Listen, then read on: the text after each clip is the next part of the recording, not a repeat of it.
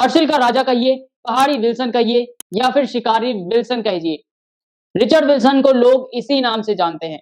अब आप लोग ये सोच रहे होंगे कि इस शख्स की चर्चा आखिरकार पहली लाइन में ही क्यों की जा रही है। जैसे कि आप सभी को पता है कि पिछले हफ्ते यानी कि 5 अगस्त को उत्तरकाशी के धराली में आई आपदा के पीछे इसी व्यक्ति का सबसे ज्यादा हाथ था। अब आप फिर से पूछेंगे वो कैसे? वो ऐसे कि धराली में उस दोपहर को सेकंडों में आया वो जलजला कोई एक दिन का या कहें अचानक नहीं भड़का। उसके पीछे फ्रेडरिक विल्सन की सनक ही थी। उसने धीरे धीरे धराली को ऐसा बर्बाद किया कि उसका परिणाम 5 अगस्त के दिन लोगों ने अपनी आंखों के सामने देखा। आइए आपको इस वीडियो में इस राजा की कहानी विस्तार से बताएंगे और साथ में यह भी बताएंगे कि आखिरकार इसने ऐसा क्या किया कि धराली आपदा के लिए लोग इसे ही दोषी मान रहे हैं। तो नमस्कार दोस्तों, स्वागत है आप सभी का एक बार फिर से प्यारा उत्तराखंड में। वीडियो के अंत तक जरूर बने रहें क्योंकि ये वीडियो बहुत ही ज्यादा इंटरेस्टिंग होने वाला है। जैसे कि आप सभी को पता है कि 5 अगस्त का वो दिन उत्तराखंड कभी नहीं भूल सकता है, जब उत्तरकाशी के धराली में आपदा आई और लाइव कैमरे से लोगों ने देखा कि किस तरह से जब प्रकृति अपना प्रकोप दिखाती है तो तिनके की तरह सब बह जाता है। चाहे सड़क हो, मकान हो, दुकान हो, धर्मशाला हो, होटल हो, रेस्टोरेंट हो या फिर कितना भी पक्के से पक्का बनाया गया कोई भी ढांचा उस जलजले के आगे नहीं टिकता। यह हमने 5 अगस्त के दिन देखा। लेकिन अब आपको बता दें कि लोग इसके लिए जिम्मेदार मान रहे हैं फ्रेडरिक विल्सन को, जिसे हर्षिल का राजा, पहाड़ी विल्सन या फिर शिकारी विल्सन भी कहा जाता है। तो सबसे पहले आपको बता दें कि कौन था ये फ्रेडरिक विल्सन। जाने माने पर्यावरण विशेषज्ञ, लेखक और इतिहासकार डॉक्टर अजय सिंह रावत ने बताया है कि एक समय था जब उत्तराखंड के ऊंचे हिमालयी क्षेत्र, खासकर 2000 मीटर के ऊपर की ऊंचाई वाले इलाके देवदार के पेड़ों के घने जंगल की तरह प्रतीत होते थे। तब हर वर्ग किलोमीटर में औसतन 400 से 500 देवदार के पेड़ हुआ करते थे। इसके बाद उन्होंने बताया कि धराली की इस विनाशकारी जो प्राकृतिक आपदा है, उसने हैरतअंगेज रूप से 185 साल पहले इस इलाके में आए ब्रिटिश ईस्ट इंडिया कंपनी के सैनिक फ्रेडरिक विल्सन की चर्चा। बात है सन 1840 की, जब ईस्ट इंडिया कंपनी के कड़े नियमों के बावजूद जो फ्रेडरिक विल्सन था वो हर्षिल में शरण ली थी उसने। फ्रेडरिक विल्सन को वहां की अर्थव्यवस्था में क्रांति लाने का श्रेय भी दिया जाता है, क्योंकि विल्सन ने मुनाफा देने वाली देवदार की लकड़ियों के व्यापार की शुरुआत हर्षिल से ही की थी। उन्होंने हर्षिल वैली में बड़ी ही चालाकी से जो लकड़ी के लट्ठे थे, देवदार की लकड़ी के लट्ठे, उनको नदियों में तैरा कर, जैसे कि आपने पुष्पा और पुष्पा 2 मूवी में भी देखा होगा जिस तरह से लाल चंदन की तस्करी के लिए जो हीरो है आलू अर्जुन, वो वहां पर पानी का सहारा लेता है, उसको तैरा कर पानी के सहारे उसको भेज देता है और डैम में इकट्ठा करता है। उसी तरह की कुछ चालाकी यहाँ पर 185 साल पहले फ्रेडरिक विल्सन ने उत्तराखंड के हर्षिल में कर दी थी।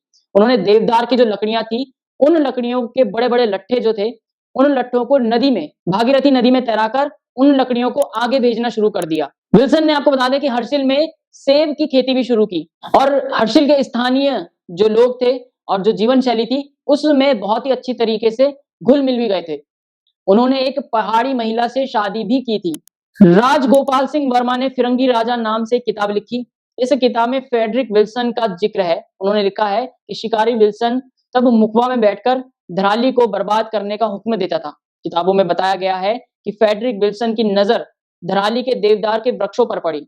उत्तराखंड के धरासू में भी उस वक्त पेड़ों की कटाई चल रही थी और इसी के साथ धराली में भी देवदार के पेड़ों की कटाई भोर सवेरे से ही शुरू हो जाती थी। धराली में दिन ढलने तक आरियां चलने की आवाजें आती थी।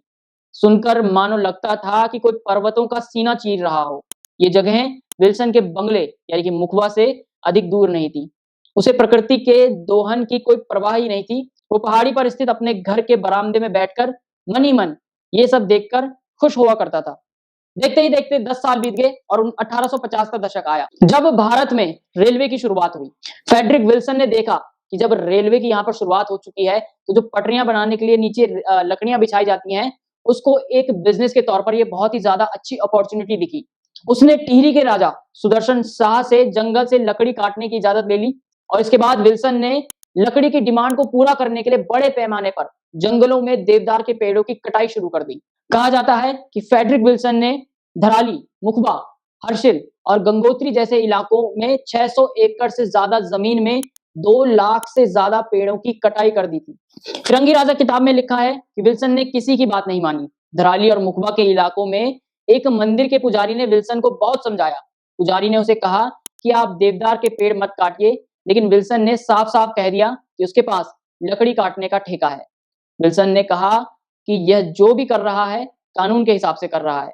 उसने यह भी रौब दिखाया कि वह ईस्ट इंडिया कंपनी के लिए काम कर रहा है और यह सब टिहरी के राजा की इजाजत से हो रहा है। विल्सन ने पुजारी की बात को यह कहकर टाल दिया कि इसमें देवदार के प्रकोप वाली कोई बात है ही नहीं। विल्सन ने 1857 में देवदार के पेड़ों की कटाई से अथाह संपत्ति हासिल कर ली थी। उसके बाद में फिरंगी राजा का तमगा भी उसे मिल गया था। टिहरी गढ़वाल, खासकर हर्षिल और आसपास के इलाकों में उसके किस्से लोगों की जुबान पर चढ़ गए हैं। कहा जाता है कि पहाड़ी रास्तों पर एक भी गलत कदम पड़ जाए तो इंसान खाई में गिरता है। फ्रेडरिक विल्सन के साथ भी कुछ ऐसा ही हुआ। उसके चरित्र पर भी सवाल उठे और उसने जानवरों के शिकार और उनके व्यापार जैसे गलत धंधे में हाथ डाल दिया। आखिरकार जब उसका बुढ़ापा आया तो धराली और हर्षिल को छोड़कर मसूरी चला गया। विडंबना देखिए कि मसूरी में ही एक देवदार के पेड़ के नीचे ही विल्सन को दफनाया गया। तो जिस तरह से आपने देखा कि कैसे फ्रेडरिक विल्सन ने बेलगाम तरीके से 2 लाख से ज्यादा देवदार के जो पेड़ थे, जो कि गंगोत्री, हर्षिल, धराली या मुखवा जैसे इलाकों में थे, उनकी कटाई किस तरह से की और ये बात लगभग 180 साल, 185 और 190 साल पुरानी बात है। उसका जो नतीजा है वो हमें अब देखने को मिल रहा है। यानी कि अगर हम पेड़ों की कटाई, पेड़ों को नहीं बचाएंगे तो कल के दिन आने वाली हमारी पीढ़ी उसका नुकसान जरूर भुगतेगी।